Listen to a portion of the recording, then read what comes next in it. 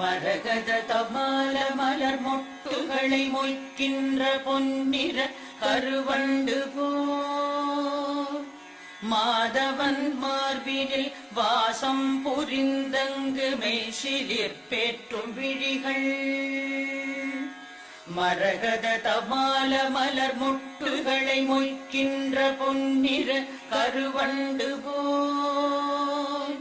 மாதவன் மார்பினில் வாசம் புரிந்தங்கு மெய்சிலிற் பேற்றும் விழிகள்